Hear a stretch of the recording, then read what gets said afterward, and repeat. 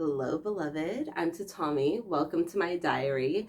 Today we are going to talk about gaslighting at the national level. Mm. So, first of all, gaslighting is just one of those topics that interests me. Um, it fascinates me how there are people who have the audacity to look you in the eye and try to rewrite history in your mind. I'm also riveted with this situation, as I think most Americans are. I've always said I'm a closet historian, which is why I like the news, right? That's modern history as it's happening. We try to put it together best we can with the media that's given to us. I started with, as most Americans did, with the American cinematic universe, right? Those characters that we're all given that introduce us to history, that put up on a pedestal the founding fathers and other characters, right? We've got tall tales like Paul Bunyan. We've got real characters like Johnny Appleseed. We've got lies about real people like George Washington not lying and telling the truth about chopping down a cherry tree. We've got, the British are coming. Benedict Arnold is the biggest traitor that ever there was. I noticed at about six or so that none of the people in this, you know, universe I was being shown were Black. I asked specifically for it. And that started my, long journey into Black American history and world history after getting into that. So it was very stunning for me watching live on Status Coup people who claim to be the biggest patriots of them all, treating these same buildings that my ancestors followed the rules of and tried to treat with like the sacred reverence they deserved, right? Because this is where they do their rituals like inauguration. They have a bunch of these types of rituals, and sometimes you enter into certain types of buildings and you understand the weight of them, the significance of them. And it was very interesting to see patriots, self-proclaimed patriots, not feel any of this weight, not feel any of this attachment, or like they needed to do something right here. Actually, I won't say all of them. A bunch of them did. You do see, for example, there was a clip I saw briefly where right as they're coming in, a man is repeatedly yelling, "Occupy, do not destroy." There was also a man who was in the chambers. He was using like tactical language and shit.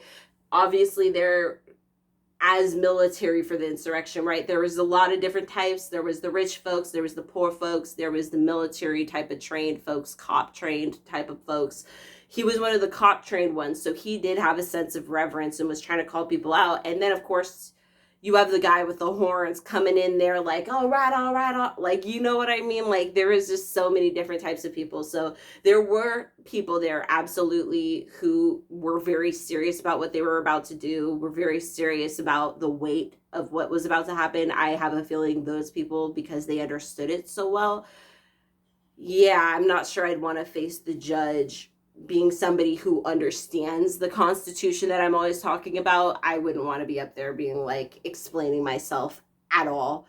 But at any rate, I'm not trying to say everybody there didn't understand, but a lot of people didn't understand. A lot of people were caught up in the frenzy. They wanted to destroy. They wanted to see what they saw other people breaking things with their fists. They wanted to break things with their fists. They saw other people stealing things. They wanted to. They saw other people documenting this as a historical moment of greatness. So they whipped out their phones to record this moment as a great moment of historical greatness. I'm sure a lot of them regret getting caught up in that particular path. But at any rate, I do think a lot of these people really, there was a huge portion of them that honestly, it's that ignorance, honey. It's that ignorance, but mixed with that lack of mental health. Because it's like, those same people who preach about the Constitution, you can often tell have it they don't really know the Constitution like how they say they do. And so, yeah, I think there were a lot of people who are going to regret that day for the rest of their lives. They really thought they were a part of something great. And I do think educated people also got caught up in that hype. I do think, on the other hand, though, a bunch of people did show up with pure intention for the coup from the jump. Some people got caught up in the frenzy along the way, but from the jump, before they even showed up. You know this because people showed up with gallows. You know this because people showed up with cuffs, which I know one guy claims he got his cuffs there, but another guy says completely that he picked them up off his own living room floor and was going to give them to the cop. You know what I'm saying? And then there's things like pipe bombs placed right at the RNC and DNC. This is not a peaceful protest gone wrong, gone riot, right? This is people brought these things specifically, and enough people brought them specifically that you can't just feel like it's a coincidence. And when the FBI is going to people's houses, they're finding copious amounts of weaponry. So with this in mind, with the idea in mind that one of the members says that they saw a reconnaissance mission, which her language calling it a reconnaissance, I'm like, is that just because you used to be in the Air Force, ma'am? So you're just calling it reconnaissance, like that's what it looked like to you? Or are you really saying this 100% appears to be I'm gonna guess it does, because military people don't tend to mince their words like that. So I'm gonna assume she's 100% sure that the day before she saw somebody bringing people around who clearly looked like MAGA types to scope the area out the day before. Then we have people like, I want to say Iana, who had their panic buttons removed somehow. She's used them before, so somehow conveniently they were gone that day. We have like the cops who weren't asking for backup, the cops who, the FBI, people who in the FBI got this information, were trying to not spread it around widespread. They don't take it as seriously. So yeah, we have this like huge range of people. We have this huge range of the subject. I did not expect for these people to just go home to their hotel rooms and pretend this shit didn't happen. I didn't expect that they were really going to start looking us in the eye and be like, let it go. It's over. It's done.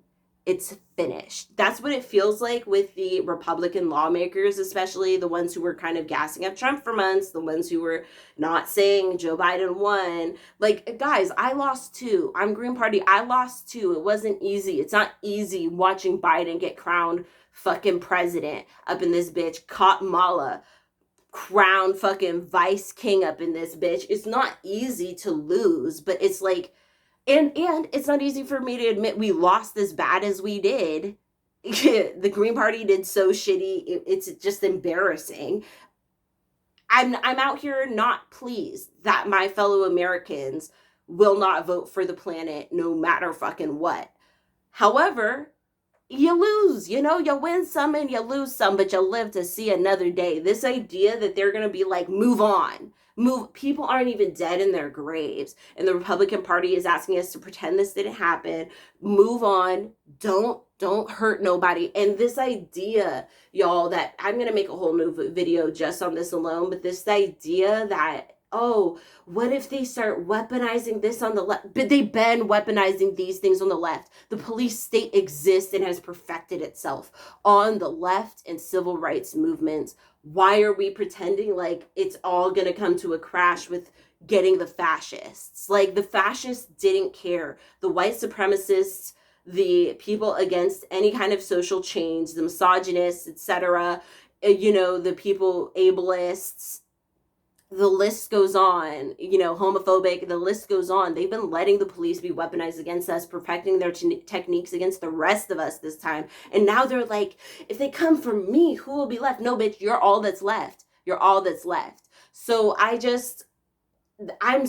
want nobody to fall for this. Do not let them tell you this didn't happen. They tried a coup, y'all. They did that. It happened. They smeared feces. It happened. Don't let them walk home to their hotels. Don't let them try and gaslight you. This literally happened. And I don't want us to forget it or to let this dog go. Hold it by the neck with your fucking teeth, beloved. May your ancestors and spirit guides be with you at every crossroads. I'll see you next time.